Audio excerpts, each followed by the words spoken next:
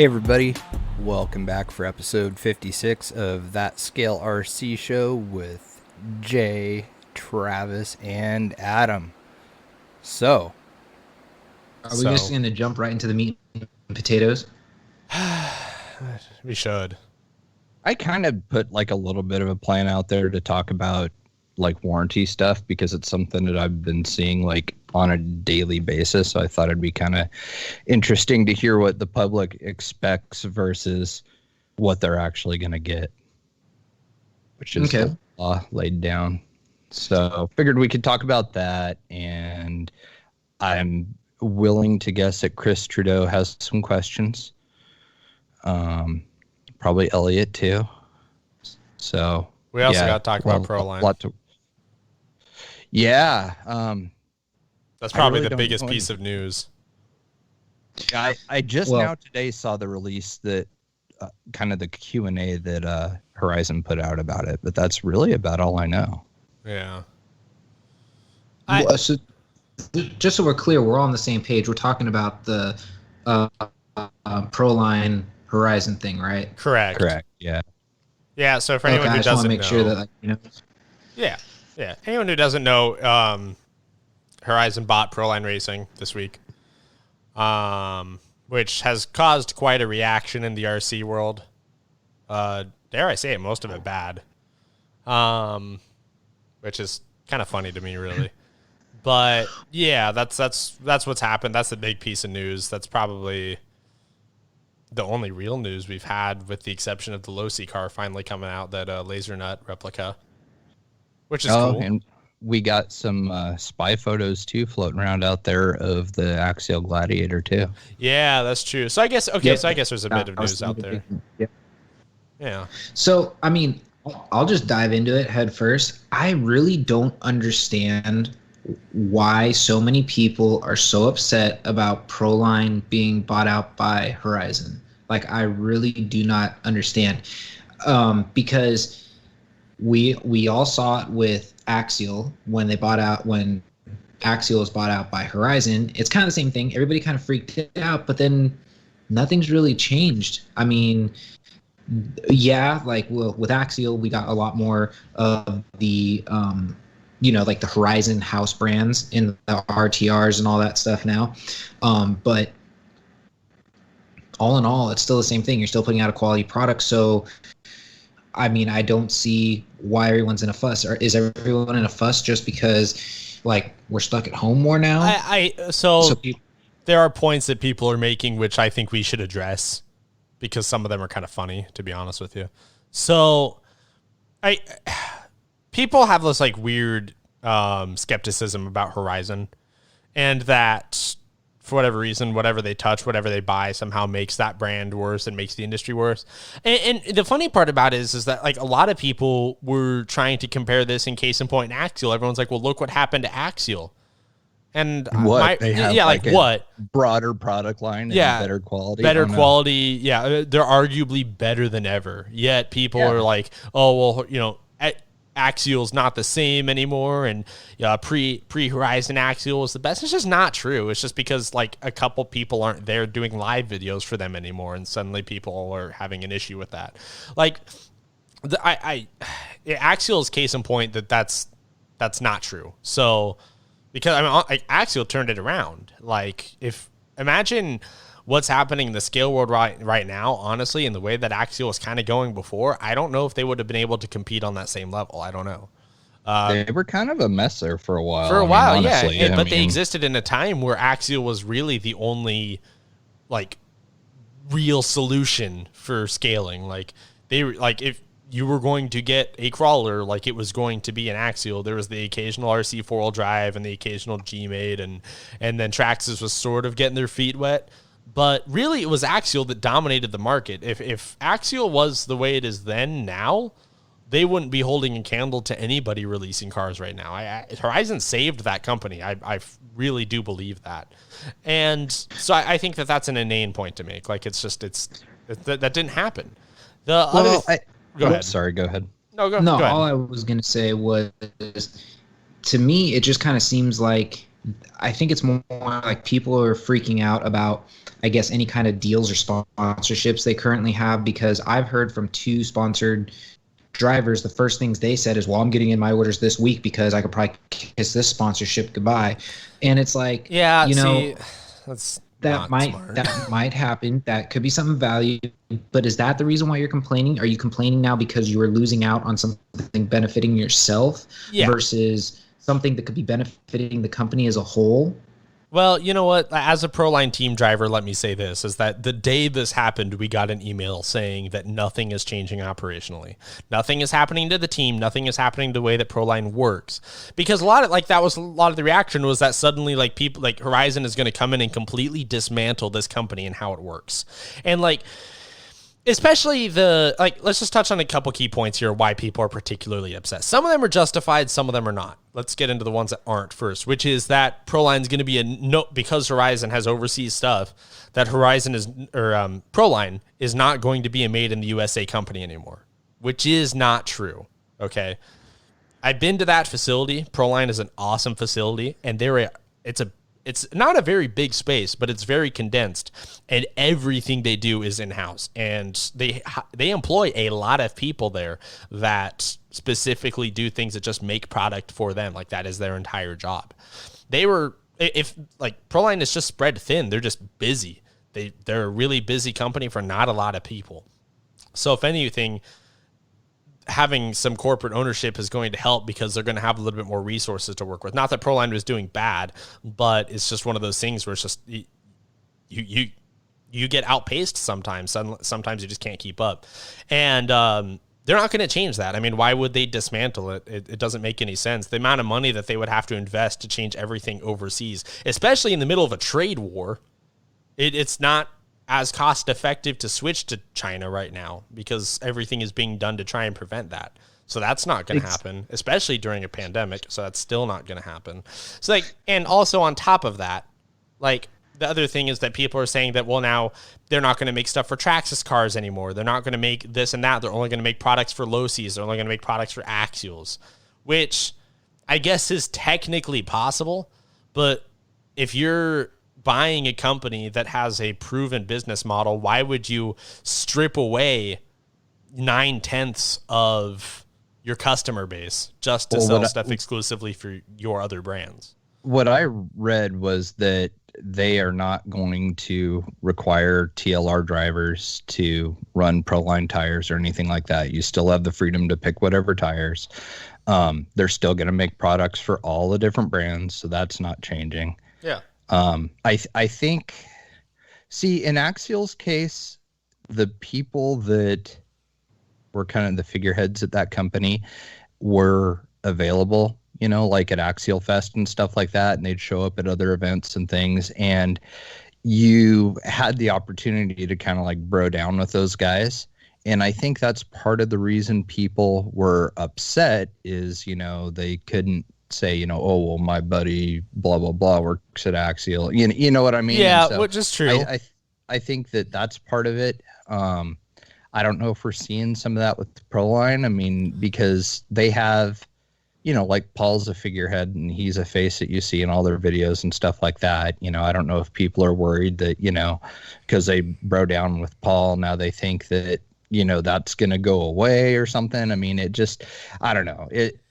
I think it's silly. Axial, their quality got better. We're seeing everything got better. Yeah, like everything got better. Huge range of products now with all kinds of options. The quality got improved. There's releasing more kits faster, than they have in the past. And I think it was all really positive steps. I think the same thing will happen with Proline. Like, I mean, for me, I'm kind of excited about it because I think it'd be sick if like Proline started, having like licensed Nitto tires or Falcon or some of these ones that Axial's been using. I think it'd be sick to get more like licensed tires and bodies and stuff like that. And yeah, it's just more avenues. I mean, the things that people are concerned about happening to Proline are things that would, if implemented, would directly cost Proline and Horizon money.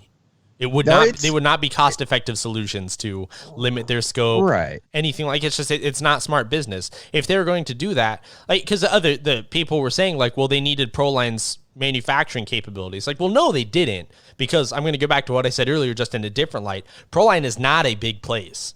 All right. Like, they do everything in house, like all the way down to the rubber. That is true, but it's not a power plant of production.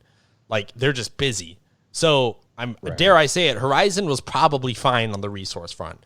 Proline does not have the bandwidth, unless they get a bigger facility, to contribute to them in that regard, for them to be like a true manufacturing hub for Horizon. I don't see them doing that. Yeah, they're not going to be making Axials tires. No, it's just a cash flow thing. It's a cash flow thing. It's the same drama queens online that freaked out when Horizon bought Axial, and they're like, "Oh, they're going to dissolve the company. Axial's done for. It's gone." It's just a lack of critical thinking. Bored people that want to. It's a lack of critical thinking. These decisions aren't cheap. So why would you, again, back to the Axial thing, why would you buy Axial to just dismantle it? It was kind of happening on its own. Horizon didn't need to buy them to dismantle it and prop up Viterra or whatever the conspiracy theory was at the time. That whole thing was just silly. Yeah, Viterra got the bad end of the deal, and kind of expectedly, so I don't know what people were expecting to happen. Now one, to I guess, to be ultimately fair, there is one point that does have some merit, and that is the fact that a lot of hobby shops cannot buy through Horizon, because Horizon is one that has a high buy-in in terms of your initial product. A lot of hobby shops, small-time hobby shops, brick and mortars, struggle to do that. And so the concern is that if Horizon becomes the exclusive distributor of Proline, then shops will not be able to carry Proline, because before you just went direct. So they haven't said how that's going to work yet. Again,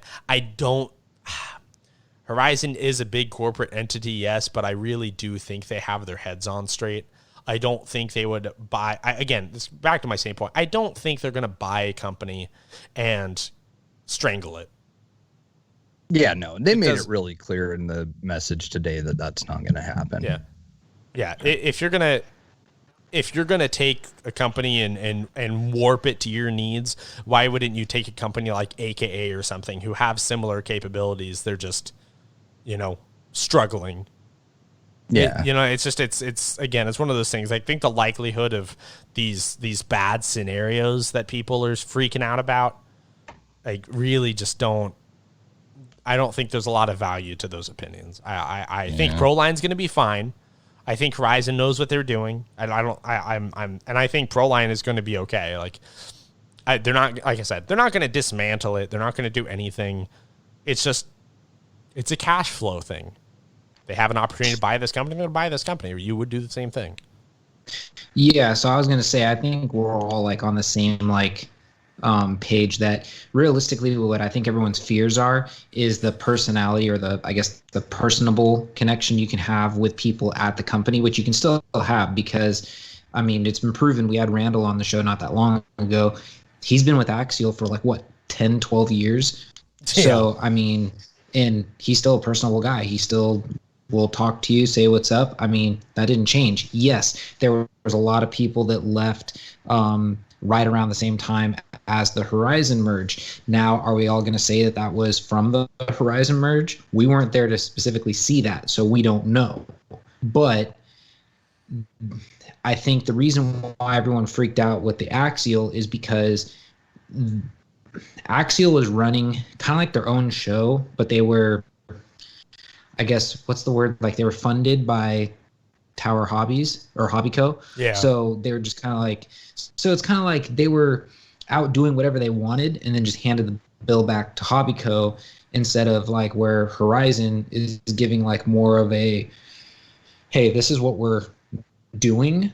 So there's a little bit more guidance and set rules. So I think that's why people kind of freaked out. But we all can agree that the quality got a lot better, and nothing's changed. And if it has, it hasn't. It wasn't for the worst. Yeah, There are definitely arguable points as far as the pros and cons of corporate ownership. No question. But the people who are going to feel that more than anything are going to be the people who work for that company. I don't think I really don't. I can't think of a scenario where there were Axial customers out there after the buyout where they didn't experience anything but benefits. Like, honestly, like what everything is just, to me, it's just gotten better.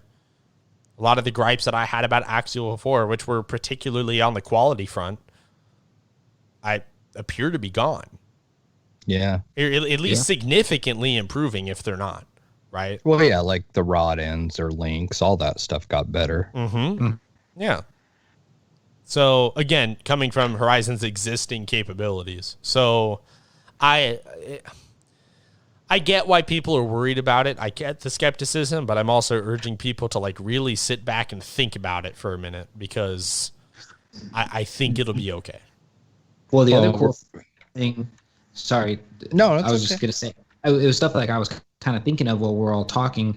So, you know how, like I just said, with like Axial, you know, that they put everything, like when you get a kit, it's all like in-house brands. Yeah. So what if this means now that you're going to get something like, you know, the next RTR you get, or even kit, let's say they come out with another Jeep, not just the Gladiator, which we can touch on that in a second, but let's say they come out with another Jeep in another year or two. What if that's a Proline body, not just an Axial stamped body from Joe Blow, you know, that we don't even know who does the bodies? I mean, because does anybody really know who molds and forms all the bodies for like Axial? No, I'm assuming the factory does it. It's probably done. Yeah, so I think that's kind of cool because now, being that Proline is part of a house brand, I think they're going to have more, like, let's say, like, I'm just throwing Jeep out there because they do a lot of Jeeps. Let's say they come out with, you know, another Blazer or the Bronco body, you know, now it could be a Proline body that you get in the kit or as an RTR. It is possible, but if they are going to do that, then they do need to significantly expand Proline. Because that'd be a lot of, I mean, that would be tough for Proline to produce that many bodies to put in kits. Yeah, because it comes back to the cost effectiveness question. Is that something, like, again, you're going to put them all in kits. It's like, if you can make the money work, okay, but can you make the time work and the workload and everything else, and versus the other products that it would cost putting on the shelf? But that's what I'm saying. What if they plan on expanding? Which, they take Prolines, you know, and they put them in a bigger building, double the amount of machines, double the amount of, you know, manpower, if it's feasible, and they start cranking some stuff out. Which is entirely possible. And I think that scenario is probably more likely than any of the other ones that we talked about. I mean, obviously the possibility remains that we could be totally wrong and the company just gets completely dismantled and shattered. But I highly they already said that's not going to happen. They already said that's not going to happen. So, and if the employees aren't freaking out, I don't think we have cause to freak out. So I think we'll be okay. And you know what? If we end up being wrong, then come back and tell us we were wrong, and, you know, whatever. But I think it'll be all right. Yeah, it'll be fine. I think it'll be a relationship that for Proline in particular, it'll pan out.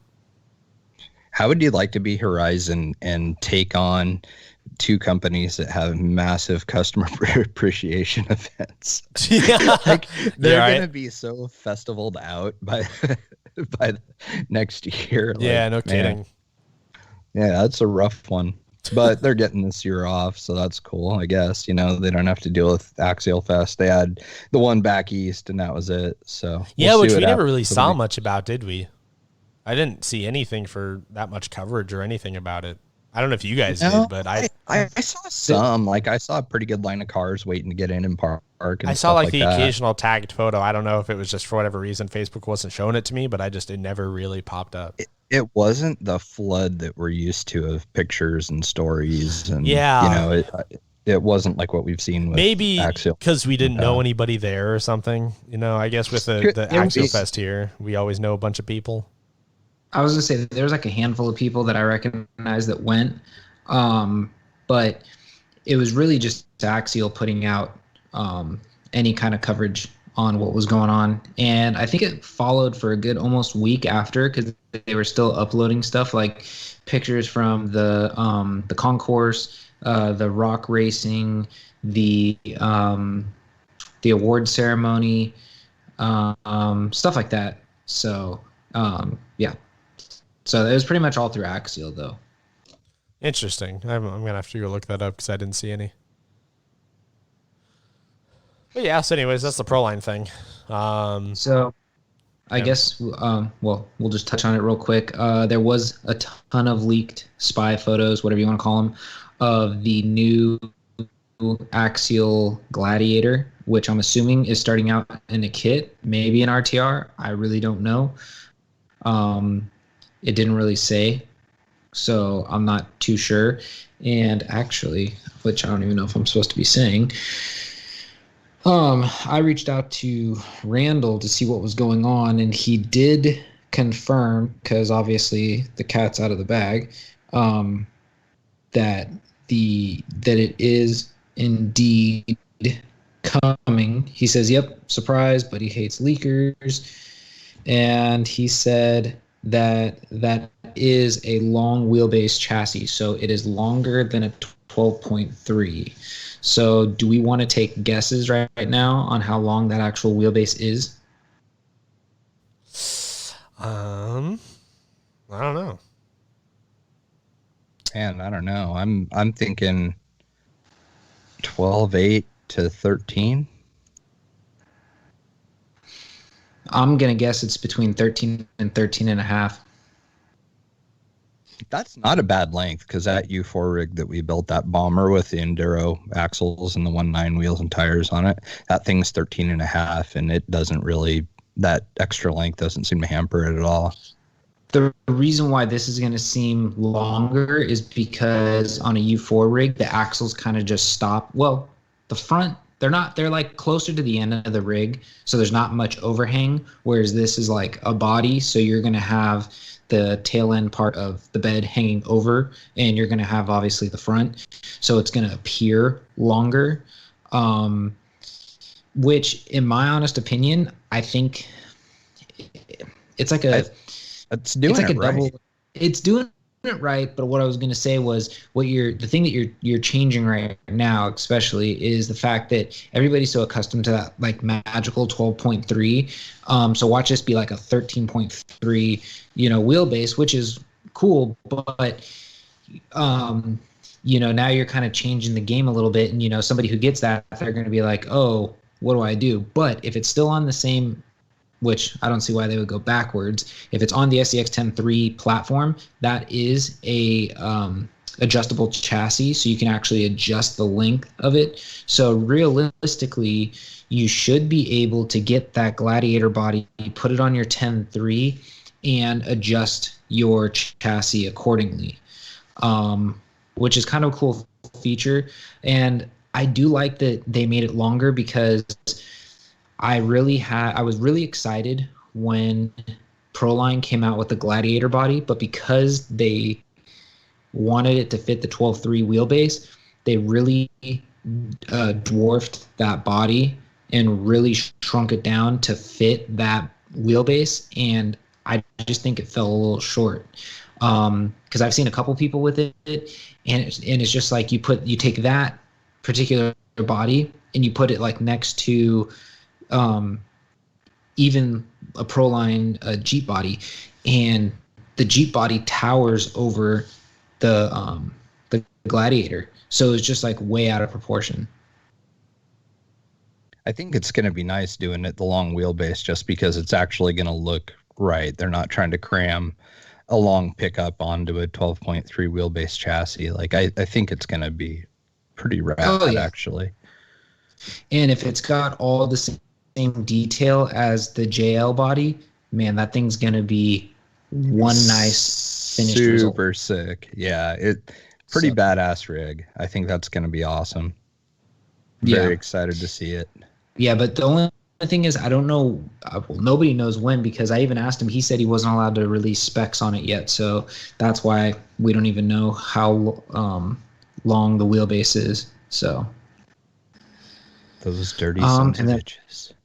And then the last little bit of news, the LaserNet rig. Yes, it's awesome. It's out. Yeah. Yeah, I don't really know what else, like, what there is to say about it, really. It's 10 platform based. Which there's nothing wrong with that. There's nothing wrong. I was a little bit disappointed, but there is nothing wrong with it. It's a good platform. And it's kind of in line with where that sector of U4 is going. So it made sense. No, it turned out cool. And it seems to be pretty popular among people too. I mean, I've seen a lot of them just cruising around Instagram and everything. So, yeah, kind of a cool, like, unexpected release. Still, maybe it's because it's 10 platform based is why it came out under the Losi name. But that part I'm still not super clear on. But yeah, I mean, it's still a cool rig.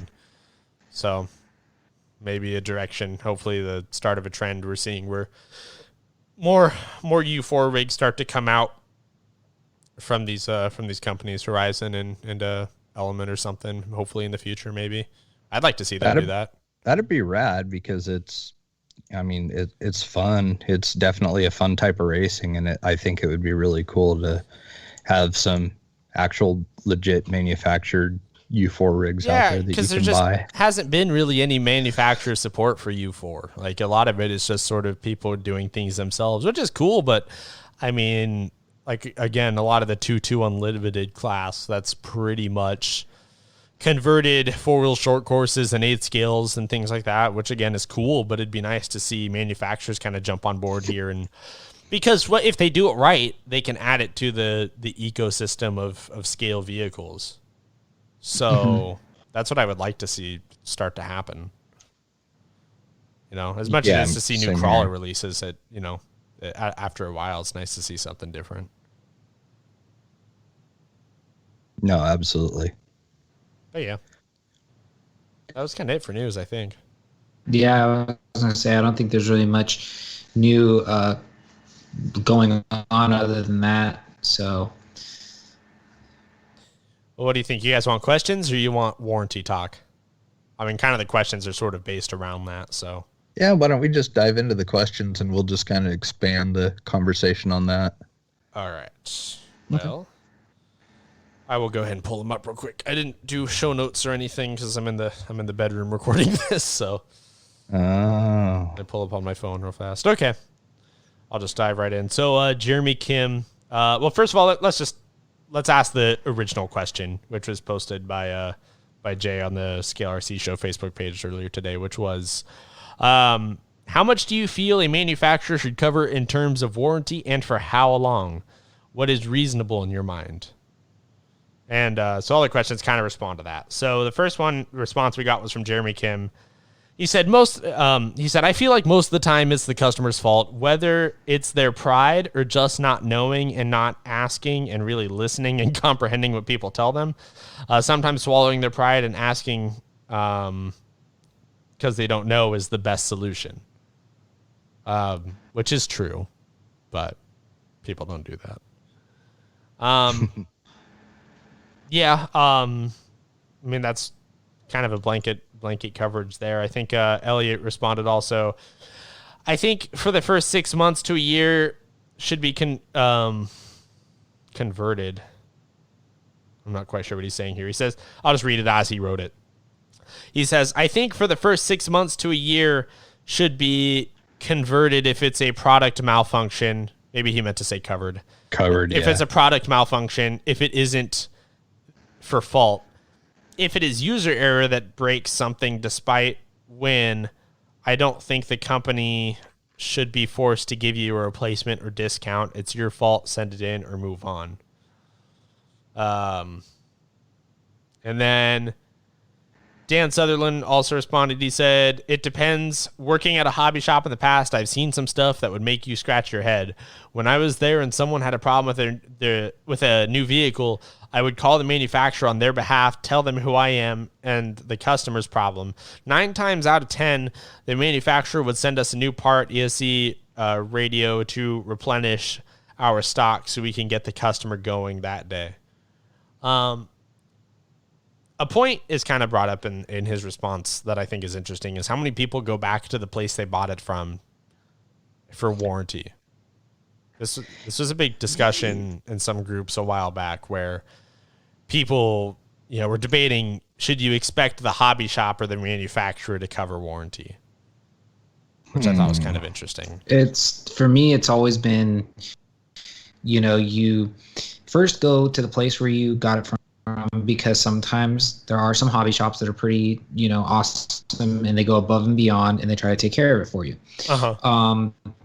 But realistically, if the manufacturer has a problem, or it's a problem with the manufacturing, then realistically it has nothing to do with the hobby shop, because if they, you're like, I'm trying to look at it from the way I deal with our business. Like, we install quite a bit of products from other companies, and if one of those products has an issue, yes, they contact us, but really our hands are tied, because that's a manufacturer issue. So therefore they need to get us the new part, that has nothing to do with us. If that was a part we made in-house, well then yes, it's our responsibility to fix that. Yeah, I think that's fair.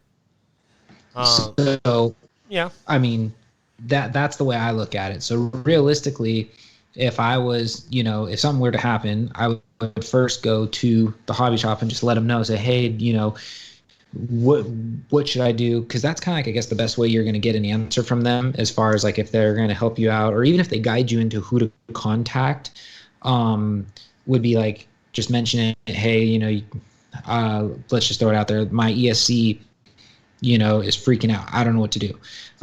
Is it user error? Is it this? And if you have them take a look at it and they go, hey, look, yeah, this isn't normal. This shouldn't be doing this. We need to get a hold of so-and-so. Here's the best way to get a hold of them. We'll help you through it. Or they might just say, it really depends. Then you might get the hobby shop that's like, hey, it's user error, or it's, it's malfunction. You got to get a hold of them. It's out of our hands. You're going to get, one of the two answers. But like I said, I'm still going to stand by what I say. And it's, ultimately manufacturer that needs to be held accountable. Yeah, definitely. I don't know. I don't know if I would even go to the hobby shop that I got it from to have anything taken care of. I think if it were me, I would, directly contact the manufacturer and see what's up. What I definitely wouldn't do would be to hop on Facebook and raise hell, and then, without having contacted anybody, which we've gone over in the past, and we still continue to see it constantly. So it's just kind of one of those things. What I don't get though is, so with Trav and I coming from a racing background, like, there's no warranty on race car kits. Like, if I build a race car, throw it down on the track, and I break an A-arm, like, even if it's a freak thing, that's just part of it. It's like, okay, put another one on. Like, I wouldn't, I don't know. I mean, for one, it's not, there isn't a warranty like that with race cars, but also I don't have the time to spend on something like that to try and fight and kick and scream to get something covered when it's like nothing, it's like, okay, spend $9.99 and move on with your life. Like, it's silly. So I these guys that are getting like, like, let's say you buy an RTR and first, drive, the servo goes out, and they contact the manufacturer and get a replacement servo and stuff like that. That's cool. Like, that's, I think that's nice, but it's not something that you typically see in racing at all. So I do feel like the scaler guys are kind of spoiled when it comes to stuff like that. Well, because what I think it comes down to is, and I gotta want to go down like a different path than staying on what like the scale chat of it. But it comes down to like I think just nowadays nobody wants to be held accountable for anything. They always want somebody else to fix it and be held accountable, even though you broke it or did something. You know, like basically like especially with like what we're dealing with. You know, RC cars, they are meant to be used. They are meant to be driven. There's going to be wear parts. Stuff's going to wear out. It's like buying a real car. You know, stuff's going to happen to it. Now, when something does happen to it, it kind of becomes that whole how do you prove that this was just normal wear and tear versus excessive wear and tear? Because I really don't think that, you know, and I guess I'm trying to be too nice in saying this. There are some people that are hard on the equipment, but that's just normal to them. That's just how it is. Yeah. And then there's other people who baby everything, and then something happens and they're like, well, I was being extra careful. So it's like, you know, but to them that's like normal. So like they're always careful. So it's like, where do you draw the line and say, you know, this is what we call normal wear and tear? Well, you know, that is tough. So I think there's a real life scenario I think you can kind of break it down to. Like me, my real car is a Ford Focus, so it comes with a laundry list of problems and recalls. So, which Ford is nice enough to fix a lot of the time. All right. However, if I drive my car into a curb and I blow my tire, I don't go back to Ford telling them that shouldn't have happened. And that like bent a control arm or something. And that any other day I'm really nice to my shit. You know, like I think it's honestly, it's a lot like that. Like if you roll this is the one we always see is like someone like rolled their scaler down a hill and it broke a caster block or something. And they're like, oh, that shouldn't have happened. And then they're like, they want a warranty. With half a pound of weight. Yeah. Well, I mean, there's that factor. There's that factor too, but even people do that stock and break something just because it's like, you know, that's what's going to happen. Well, yeah. I mean, everything has mechanical limits, but instead of buying stuff is going to break. Yeah. And like, I don't know, I got into RC fully expecting like, hey, parts are going to break and you replace them and that's it. Like I've never, ever thought, you know, oh, I'm going to, you know, but you want to have this AR replaced, but you want it warranted. Yeah, you want it warranted because, you know, which you want it warranted when you do that instead of going to the hobby shop and spending $10 on a caster block parts tree. Yeah, I'll say this, like, honestly, with coming from racing and stuff, all you guys with RTRs that try and get your stuff warranted and everything else, you guys are lucky to have any kind of a warranty at all. And it's so weak getting on Facebook and throwing a fit over a part breaking, especially if you haven't contacted the manufacturer.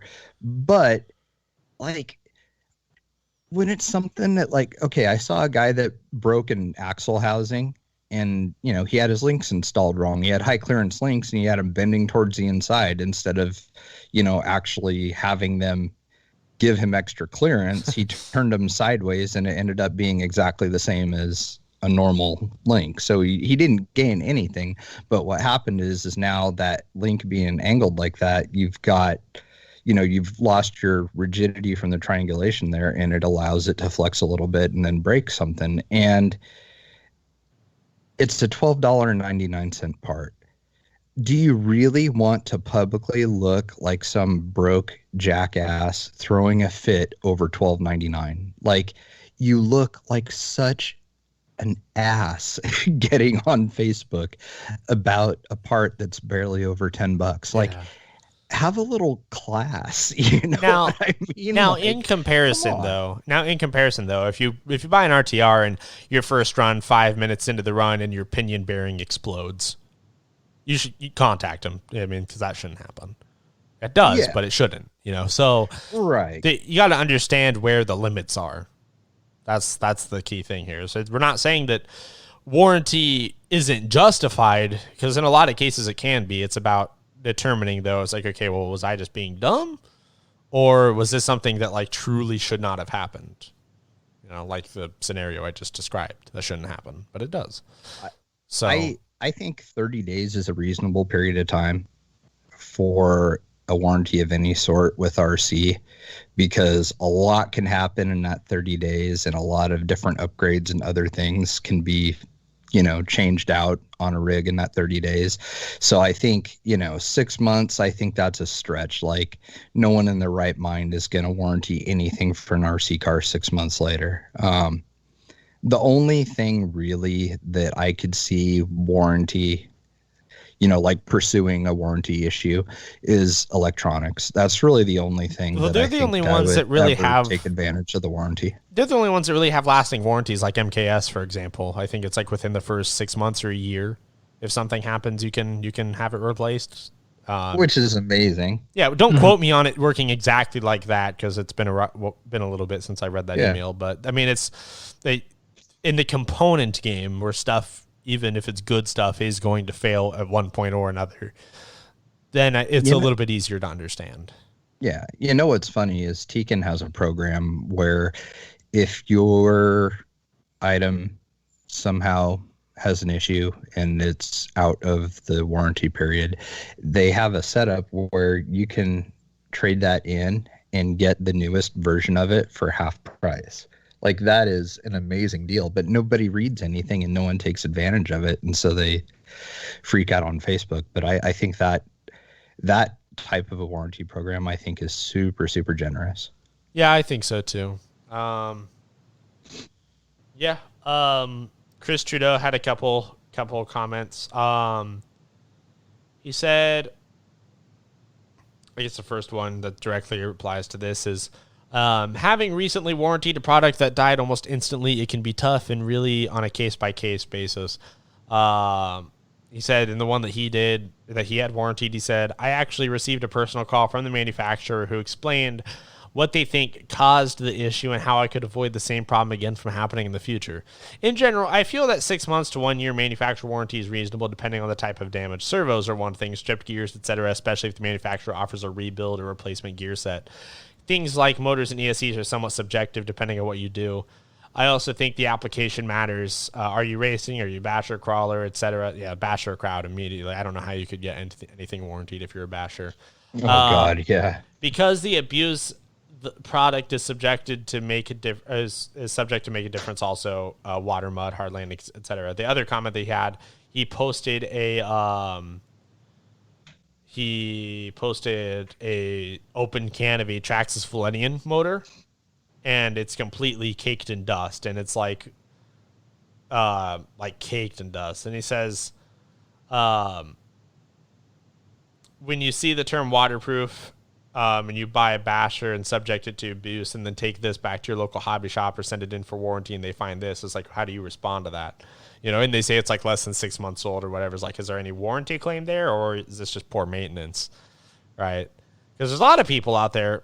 I kind of get what he's getting at here, because there's a lot of people out there that are like afraid of motor maintenance, and they never take their stuff apart, and then it fails after a while, and it looks like how this one does, where it's just caked in dirt, and they think that it's covered under warranty. So kind of a rude awakening moment for a lot of people in that circumstance. Well, actually, this kind of happened. This happened to my co-host, because he's the Macklin team manager, and so he deals with a lot of the direct like warranty request stuff. And I won't say whose stuff it was, but this guy was driving his car. It was a race car, and it was in pretty unfavorable conditions, like mud and water, basically. The track was really wet. And so the inside of the ESC was just completely caked and stuff, and eventually the ESC failed. But they never took apart the ESC or anything to figure that out until they sent it in. So they take the ESC apart. It's completely just brown from the coverage of dirt. ESC stops working, and then they send it back. They sends a picture back, and it was like, "What do you think this is covered by warranty?" It's like, "Well, why wouldn't it?" Well, funny you ask. So it's things like that. On one hand, for someone who's new getting into it, that's something that people learn the hard way a lot, especially with like servos. because people don't necessarily understand that everything on an RC car is a maintenance item. So there's always, like everything can be cared for or not cared for. If you don't care for something and it fails, there is the argument that, well, I mean, you should have taken better care of it. You should have not, soaked it. You should have taken your motor apart and cleaned it and put it back together. Things like that. People assume a lot of things are plug and play, and then things happen and they want the manufacturer to fix them. Not necessarily the case. Sometimes it is, but everyone's warranty program is a little bit different. So yeah, it's actually funny. I mean, I can kind of like piggyback off that conversation or that comment. I had a buddy who used to work at a hobby shop here local to me before he moved in, two before the hobby shop closed. And if I had $1 for every time somebody, and maybe it's just because of where we live, it's a lot of, hoity-toity people that don't like really think that like, it's a toy. You just keep using it until it breaks, and then you take it into the store to get it fixed. If I had $1 for every time someone would bring in a whatever it is, usually it'd be some sort of Traxxas car, and the thing, I'm not kidding, it's got caked on mud, caked on everything, and they bring it back. I'm not kidding, they set it on the counter, dirt and mud are still falling off of it, and they go, it stopped working. And my buddy would be like, he'd try because he doesn't want the hobby shop to get a bad name, and he's just like biting his tongue. He's like, you want me to work on this thing, and it looks like you just dredged it out of the bottom of a pond. God. Like, I mean, it's like, and then after he spends all this time clean, he was very like upfront. He said, well, look, I'm going to tell you right now, we have to thoroughly clean this before we can even inspect any damaged parts or to even find what's going on, because you got so much stuff, so they'd be like, it's going to be like X amount of dollars, like, to fix, because you're looking at like 2 hours of cleaning, and they're like, well, that's absurd. And it's like, no, what's absurd is you brought this, muddy mess and set it on our countertop. And it's just like, I mean, I don't know. And like I said, maybe to some people they just think that's normal, but I mean, because trust me, I've had conversations with Eli. Like, he'll send me pictures. It's disgusting what some people think is like considered like normal. I mean, he's gotten cars brought to him that you literally look, there's like old food wrappers sitting in the passenger seat. There's like half drink milkshakes in the cup holders, and you're just like, and it looks like something puked in the back seat, and you're just like going, and you're bringing this in for me to fix your sunroof? Like, you want me to work in this thing? It's like, I don't understand. Like, and it goes into the RC because clearly people just keep using their cars, never take care of it, never clean it out, never do anything, and then it breaks and they take it to somebody to get it fixed, and it's like, don't you think like you should clean this up before you bring it to them? Oh God, it was like when I worked at Best Buy, the auto techs, I felt so bad for them because people would bring in their their cars and their back seats. They want like all 4 door speakers replaced and everything else like that. They just spent $2,000 on a sound system or whatever, but their back seat is like a sea of fast food wrappers and Kleenex and this and that, and they never clean them. So exactly. They have to sit there and wade through all this and run wires, and they like have to be like, have it in their face. God, that was like the second that I started to see that, I was like, well, there goes any interest there. Cause I'm not doing that. Like it's, and, also too, any listeners we have that if we have any that work at a hobby town, they're probably shaking their head listening to this. Cause they've all probably experienced it more than once. They've probably seen it all at least once. I mean, like I said, it's just hard, and maybe it's just hard, like listening to that, because like if you think about it, like I don't know, maybe that's just how I am. It even comes down to like my general truck. It's like I don't, I wash it. I periodically wash it. I clean it up. I don't just let everything just cake on it. Because then when something happens, you're like, how are you going to fix it? Yeah, exactly. Yeah, exactly. Yeah. I'll come back to Chris's other one later because it's a little bit irrelevant. But Art Eastridge, he said, Most companies are pretty good about warranty, in my opinion. I've only had one subpar experience that came from a certain 3-letter company. After the incident, I sold the rig and moved on. Most of my experiences have been great with other companies. A company should stand behind their product, but shouldn't be expected to offer a replacement every failed part. It really comes down to time of ownership and conditions that cause the failure, unless it's an obvious manufacturing flaw. I usually just chalk it up to user error and use it as a good excuse to upgrade. Yeah, I think that's pretty reasonable. I think that's fair. Yeah, definitely. The next one was from Greg Thrailkill. He said, I don't really have, that's an awesome last name, Thrailkill. I don't really have a good answer to give on the warranty discussion. I'm hard on some rigs and baby others, so I'd have to say a lot of the damage we see has to be driver inflicted. I do feel 6 months from purchase is a good time frame for a warranty, though. Enough time to break it in and weed out weak parts. I bought a Gen 8 AXE, and it did nothing but break, and it was babied. Axles and housings were super weak.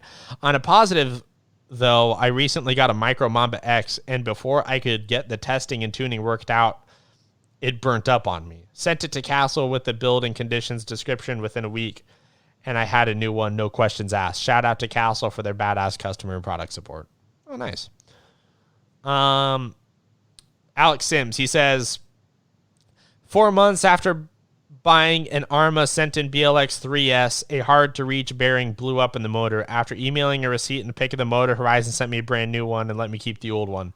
This was super generous, and I loved that they let me keep the old one, which I was able to fix on the other side of the spectrum. I asked Red Cat if they could help me out with the Gen 8 axle spool I buggered up. Grub screw stripped and was flush with the spool. They told me, sorry, we don't warranty strip screws. I get it, not mad about their decision, but it made me a little bit leery of buying another Red Cat. Now I just need Arma to make a crawler. Yeah. Interesting. It's bold to warranty anything on an Arma. That's my first thought. That's kind of like, I understand the whole, like, the warranty a strip screw, but I mean, some of the stuff, I mean, like, and I don't know if it's just design, like there are some stuff, and I've seen it on multiple companies, and you're just like, really? You're going to put that kind of screw right here? Yeah. Because the minute that thing runs across a rock, there's going to be no way for you to take that screw out. Well, yeah, I played that dangerous game with just race cars for like 8 years, not owning a ball end wrench. And there would be some things that are just impossible to get to. You're just like, it's either going to come out or I'm going to strip it. And I clearly, there's no alternative. I don't know why. I mean, it did not need to be done this way. So, yeah, I get that side of it too. Now, if you're just power drilling each screw that you put in and eventually it's gotten to the point where the hex is now a circle, then, yeah, I wouldn't warranty that either. But it's all, I mean, it kind of varies. Let's see. Wes Braswell says, I rarely go back to a manufacturer. I mean, if you use it, it breaks. Unless it's an obvious design flaw, I just take responsibility. I guess the part there, because I've noticed this been said a couple times now, is that when people say design flaw. But apparently what a design flaw is up for debate for a lot of people. Yeah. I've noticed there's a lot of armchair engineers in the RC world. Not picking on these guys at all, but it's just funny when people, like, back to the Facebook thing, people post about on this is like, oh, they didn't need to be done this way. It's just like even if it's true, it's like, okay. And then Jeremy Joseph Olson, he says, I think there should be 6 to 12 months on electronics. Obviously within reason, if you didn't, as long as you didn't do it yourself. People have some really high expectations for warranty periods. Electronics I kind of get. Like, I can buy the 6-month thing on electronics, but there needs to be the separation in terms of what is a user error and what is a failure. We had an ESC. I won't say who, or not ESC, a server, I won't say who or what, that burnt out a little while ago that didn't have a lot of time on it. I think it was only like 3 or 4 months old. And the board just was quitting. And I mean, it it wasn't misused or anything. The application was appropriate for the servo to the car. It just went out, and that happens. Sometimes it just happens a lot sooner than it should. You know, you can get 4 months out of something, or you can get 3 years. I mean, it's really like buying any other piece of electronics today. That's something that's not exclusive to RC. And as time goes on and more features are being pumped into these little things, but the size stays the same, then, or even, gets smaller, then you're going to be prone to more failure. I don't know if you take anyone who's listening to this is had to buy a TV recently. They're replacing a 20-year-old Mitsubishi, and they're expecting to get 20 years out of the next TV they buy, and that's just not going to happen. So RC is not really different in that regard, especially now. So I can kind of buy the 6-month thing, but again, there has to be some clear separation as well. I can understand. Same thing. If you plug it in backwards, should that be warranted? No. I mean, the manufacturer could be cool about it, but it shouldn't be expected. Yeah, no, exactly. I think if I found myself in a situation manufacturing electronics, I think I would do 90 days. I think that's fair for electronics. And I think if it was an RTR, like the entire vehicle itself, I think I would probably do a 30-day warranty. Yeah. A 30-day for RTR, I think, is more than reasonable. Because they're that's still a lot of time. To hell, dude. They're going to get so hammered in that amount of time. Yeah. Brad Geck said, every customer and every situation is different. Start with sympathy and proceed. One of the most important lessons I have learned over the years is that, as strange as it sounds, a complaint is a gift. If someone takes the time to contact you, they are giving you an opportunity. Some need an ear, some need a lesson, some need legit replacement parts, and some can flat out not be pleased. But each time you have to go in with a clean slate. It's not an easy job, at least not easy to do well. That guy would know. That's actually pretty helpful. I'm going to try and keep that in mind forever. Yeah. That's a pretty good philosophy. I think so too. I mean, to be completely fair, if nothing else, that's the philosophy you need to not drive yourself completely crazy dealing with this kind of stuff. Yeah, absolutely. And then our final one on this subject in particular is from Ryan Crowley. He said, it depends on the item produced and the usage intent of the design. Seeing as how Proline is up for topic this evening, I use their product line. Do you feel that Pro 2 transmission should have the same warranty as, say, a Proline Hyrax tire? The trans will be used hard in many ways depending on what type of car it's in, on-road drag racing or short course racing. The Hyrax tower, however, it's only going to see rough terrain on a mountainside or high-grip rock surface in a comp. How the item fails or leaves the consumer upset will almost always be a case-by-case scenario in this hobby. It cannot be related to, say, Kia's 100,000-mile drivetrain warranty, which also has its case-by-case concerns from an actual failure versus operator error. I know I posted late, but that's my 2 cents. Any warranty given within this hobby will almost always resort to deciding what will be fair to both consumer and distributor on the matter of the failed part at hand. And I think that's a really good point that he makes, is that... Yeah, very. If you've got a variety, then you have to keep that in mind as well. Because, and I think that's how a lot of these companies handle it. I don't think a lot of these companies sit out here with a big poster above their desk for the person whoever's managing this thing and is like, here are the rules and guidelines for warranty. I think people just try and work out the best solution for everybody involved within reason. I mean, you just can't give stuff away every time if something breaks.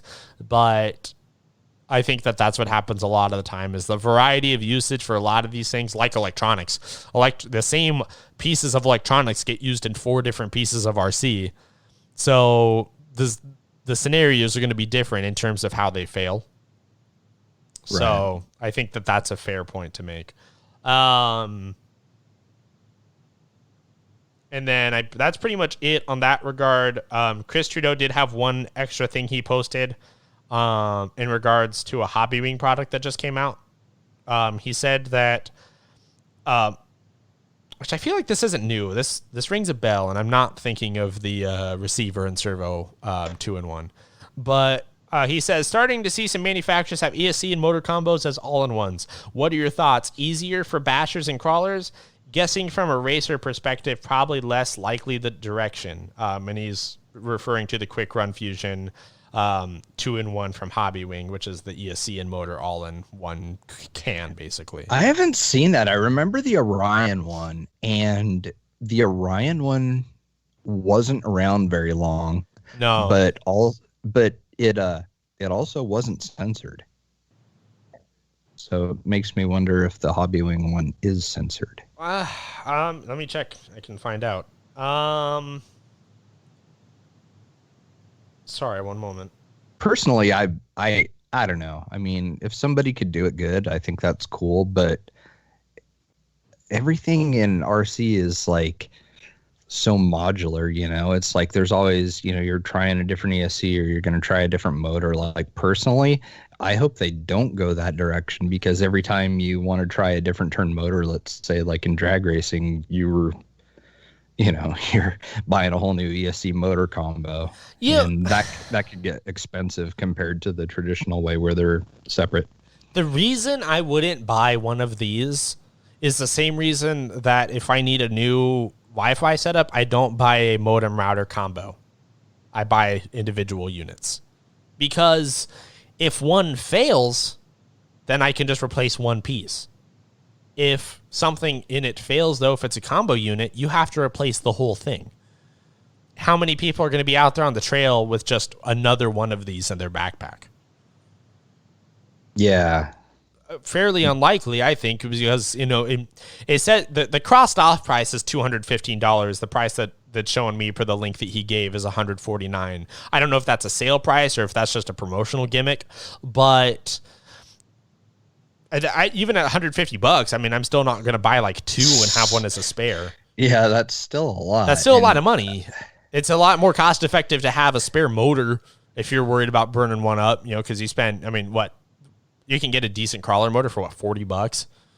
Yeah. Probably even, and I mean, you can get a good crawler setup for less than $100. Is the Hobby Wing a crawler setup? I saw one installed in a crawler today on Instagram. So like Hobby Wing has, I'm not that familiar with it, but I have talked to a couple people, mainly friends with kids, into stuff, because I guess they're more like your budget friendly, I guess, for lack of a better term.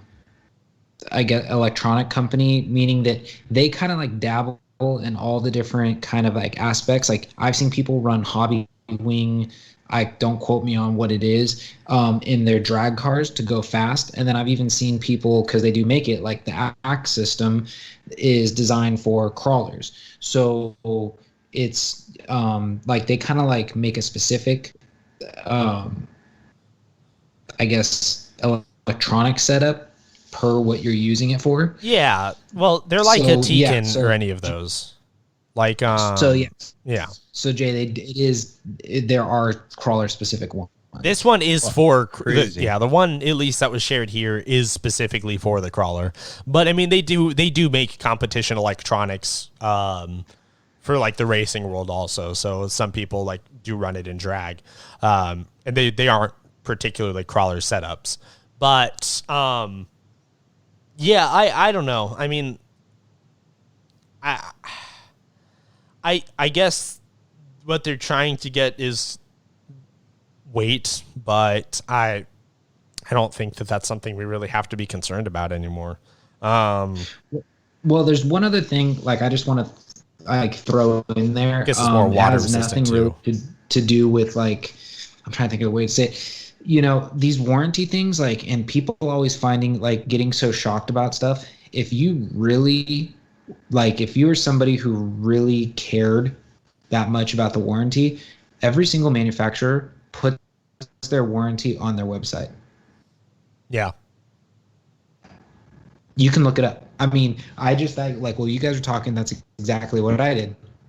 Is I went to a couple notably popular companies, and if you go underneath the information, they usually have a drop down tab that says warranty and like literature, and you read it and they straight up tell you everything that's covered, not covered, and where to go from there. So, I mean, I'm not saying to look at it like that kind of like mentality, like, oh, you're going to go buy this, you better go read up on the warranty. But if you are somebody who believes that strongly in the warranty and that you want your items covered under warranty, maybe you should start reading what their warranty policy is before you go crying that this wasn't covered for whatever reason. Yeah. Yeah, that's fair. I think, I mean, that's a good point to be made for sure. Yeah, absolutely. I mean, if you're gonna be that way, I'm not saying like, you know, to be like a stickler, but I'm just saying if, you know, a lot of these people that make these comments or these claims saying like, oh, I used this one time and oh, look, and this what happened, and it's like, well, did you even, like, if you're gonna strictly go, oh, they should have taken care of this if I was the company, da da da da da. Did you even once read the warranty before you started making all these claims, or did you just start foaming at the mouth before, you know, you educated yourself? Yeah, exactly. So I don't know. Like I said, it's hard. Warranties are always a hard thing, and I think it really comes down to at the end the type of person. If it's, you know, somebody who's totally on the stickler spectrum, or somebody who's totally laid back and kind of like, yeah, I get it, and yeah, then there's everybody in between. Yeah I agree. I like it. The other thing I was going to say is, but see, I don't want to really be giving out too much information. I did help Chris a little bit with that MKS issue with the servo. Oh, okay. So that was good. Everything worked out great. That was definitely a product problem. That was not a hidden problem. So that was cool. And what's cool is some people, they, you know, it's like they get it. You know, they just want somebody to kind of like where do I go to kind of thing. Because like the only issue I've ever had where I needed to do a warranty was on way back when I first got, probably like around the first year when I got into this, back when Novak was a company, I was running a lot of Novak basically because that's what I started on. So I just kind of like stayed with what I knew before branching out into other companies. But I had gotten a brand new Eiger. It was a Novak Eiger speed control, and I, you know, did everything like you always do. Solder on your battery leads, you know, plug everything in. As soon as you plug in a battery, the ESC would start getting hot. And I was like, there's something wrong here. This does not make sense. So at the time, I didn't, you know, I just went back to my buddy at the hobby shop and said, hey, dude, is this normal? Plugged it in, showed him. He said, oh, nope, got to get a hold of Novak. And he was actually nice enough, probably more because he was my buddy. He got a hold of Novak, and they just said, yeah, send us the old one and we'll send you the new one. Yeah, you know, sucked because you're waiting for a new part to show up, but hey, at least it's taken care of. Yeah, exactly. Yeah, true. Yeah, makes sense.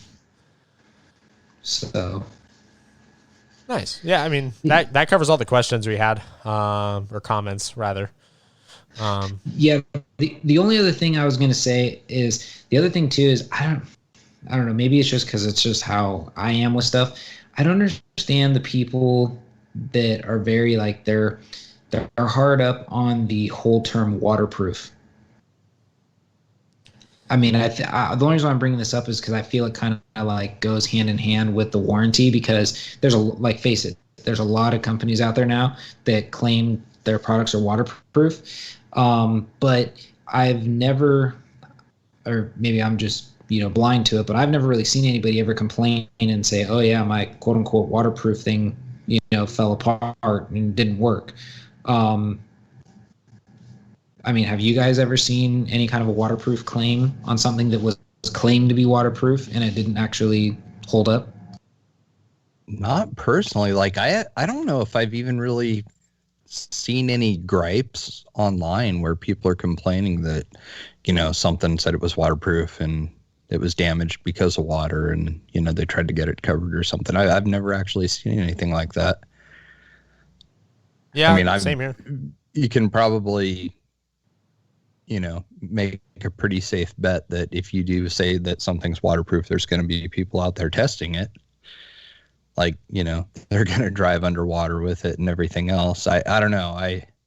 I think water resistant is a little bit safer term to go with, kind of makes me think back in a day with like Casio watches and stuff, where they'd be, water resistant to whatever depth. And I don't know. That's a touchy subject, man. That would be really hard.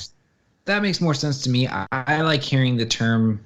I think water resistant kind of makes it a little bit more fair on both parties, because, the most manufacturers, especially in hobby grade RC, are going to take into consideration that there is going to be some sort of water, and debris and dirt and whatnot that actually contacts, these products. So, it's going to be somewhat, built to withstand some of that. I do know that there are some, like for instance, Traxxas has a servo that's straight up waterproof, says it's a waterproof. Same with, I think Savox has one too.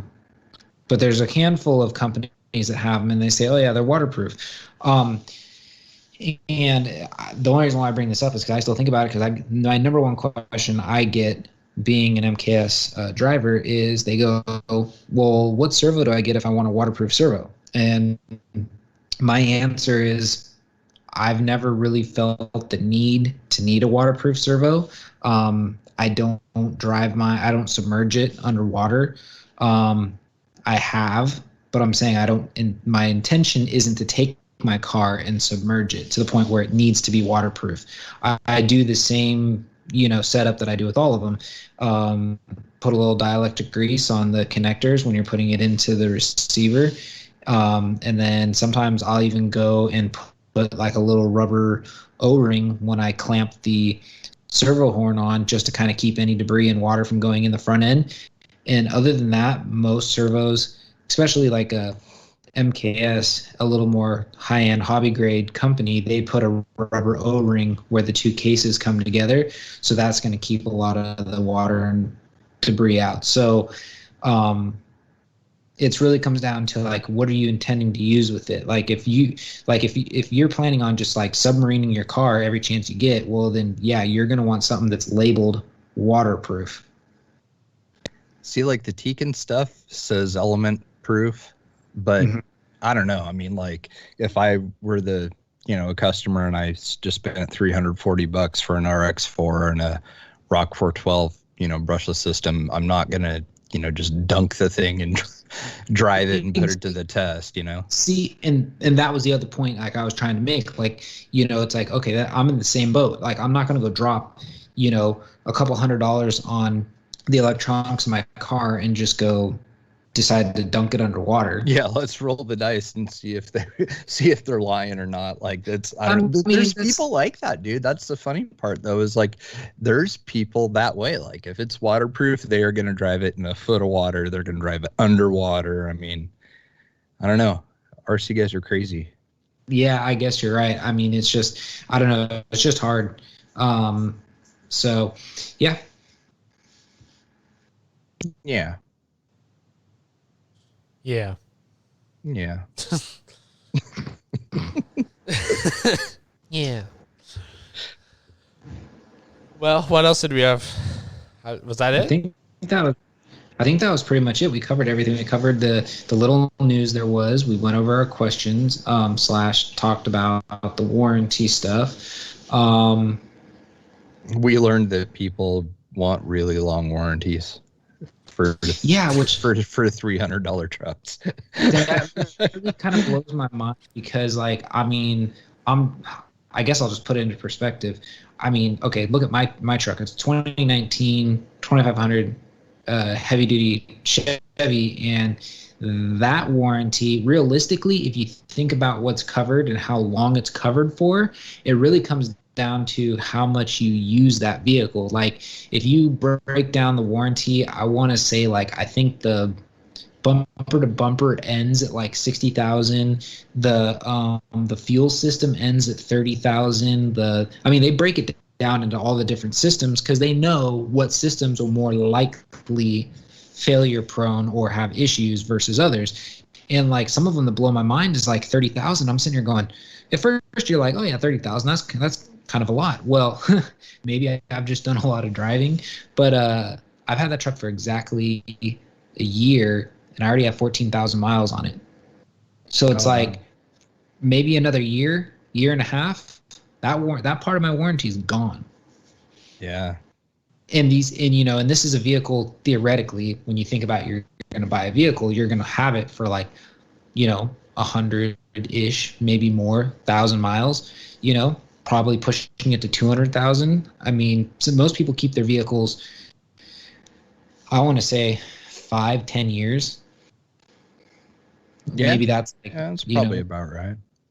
I mean, so if you think about it, in that time, you're probably going to burn through a lot of the stuff rather quickly, and you're paying twice obviously more than twice. You're paying thousands more on a real vehicle. So, I mean, on your little, like you said, couple $100 car, and they want like a 1-year warranty on the stuff, you're like, it's kind of pushing it. You want to keep it scale, you get a 10th scale warranty.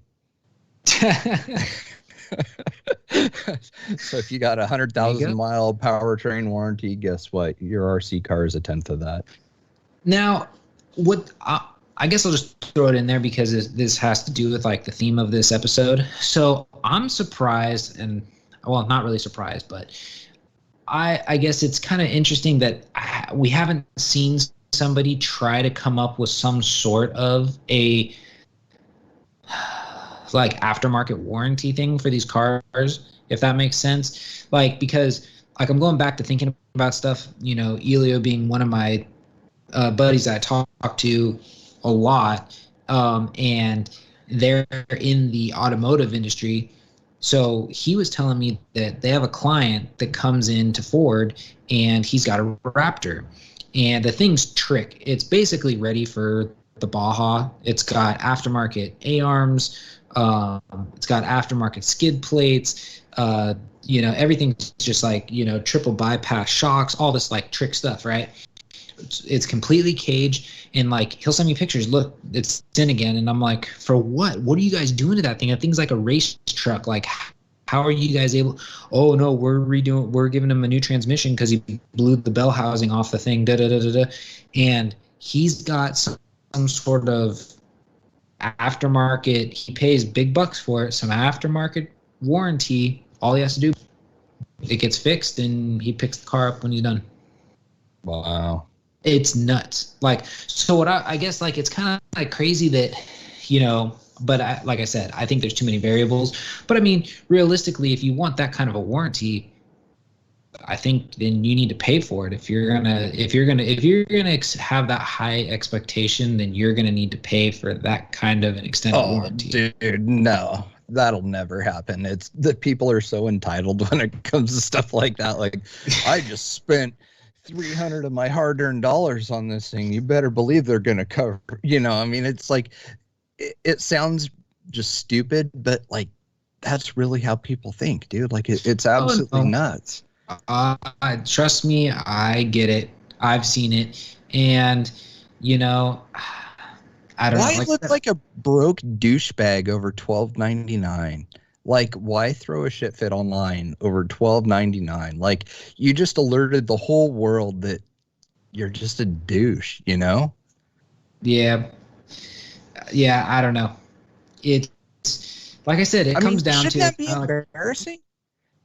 Well, it'd be embarrassing for me. I'm not going to be like, dude, this $10 part broke. It's like, I'm going to have a fit over it. Like, I would be embarrassed to all hell to like raised an issue about it online and stuff. Like, I don't know. I mean, I know like collectively as a group, we all kind of like laugh at stuff like that when we see it online and everything. Like, oh, can you believe this guy? This is crazy, blah, blah, blah, but man, I don't know. That takes a bold person to pursue some of the things that they do when it comes to stuff breaking. Yeah. Yeah, I don't know.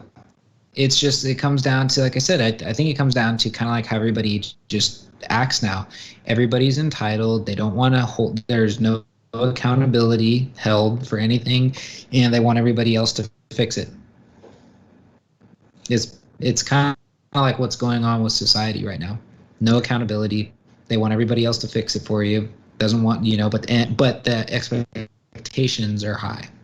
Dude, we sound like such a bunch of grumpy old men. Like, back in my day, like these people these days, they don't know. Well, I mean, I don't know. That's just the way I see it. Think how we're going to be when we're 60. Like, when we're 60, we're going to be the most bitter group of people there ever was. Yeah, but by then it's not going to be like, stay off my lawn, stay out of my pod. Yeah. Oh, man. These kids have no respect. So, yep. Well, I'm old. Hey, I already feel old. I was getting up from the crawl space today, and I'm just like sitting there stretching here, and my knees pop, and I'm just going like, man, I said, I'm only 30 years old. I said, I don't know what this is going to do in the next 10. Dude, it sucks. I can tell you right now. Like, I was just not doing anything difficult today, and my knees just started screaming at me. It was just bad. Like, arthritis lately has been kicking my ass. Like, my hands especially, because I have been doing a lot of like packaging and a lot of like cutting with scissors and stuff like that, getting stuff packaged up to ship out to Maine, and my fingers and hands and thumbs hurt so bad from it. It's just miserable. Yeah, I know how that is. You don't have a lot to look forward to. I'm gonna be way real with you here. As you get older, it really gets worse. So just prepare yourself. We'll just prepare all the listeners too. After you hit 25, it's all downhill from there. It pretty much is. There's a lot of stuff they just don't tell you about. Like just stuff will stop working and things will hurt and. Yep. But that'll have to be another conversation. What's that? Being old? All of that, getting old. Yeah. Dude, I hope I'm like 70 out hiking around with my scaler. That would be great. Don't we all? Just look like some crazy ass old man out there in the woods with his RC car.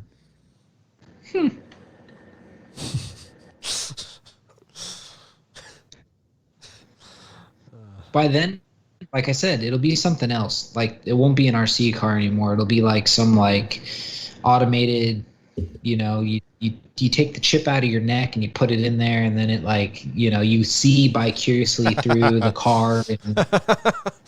Yeah. Oh man, I'm not gonna say anything. This isn't an After Dark episode, so I'm gonna keep my mouth shut. Yeah, we already have one episode that's already never getting released. So thinking about what wonders may lie ahead for us in the future, as far as technology goes. No, sir, I don't like it. Okay, I'm gonna stop. All right, I guess we say before it gets weird, you want to just end it. Oh, it got weird like an hour ago. We can wrap. Yeah. Yeah. All right.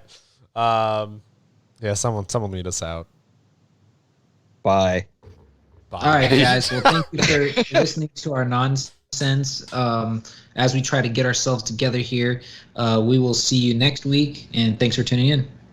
Good save. Bye.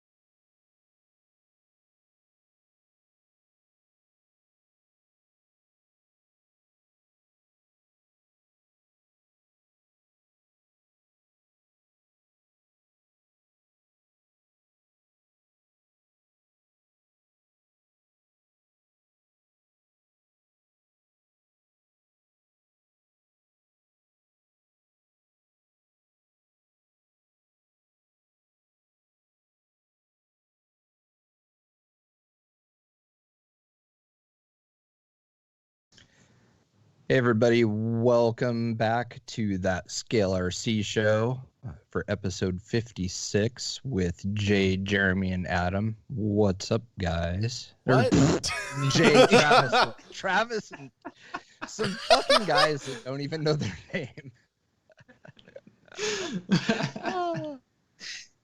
Let's try this again. No, you've done it now. We got a podcast about RC cars and like three dickheads talk about it every week, and that's about it. Nice. Let's just roll with it. We can beep out the bad words. That'll be our opening, just a complete cluster. Yeah, I mean, it's been a while since we've done this, so people will understand. We're a little rusty. I don't even know where I am. My headphones don't even fit anymore. God. All right. So,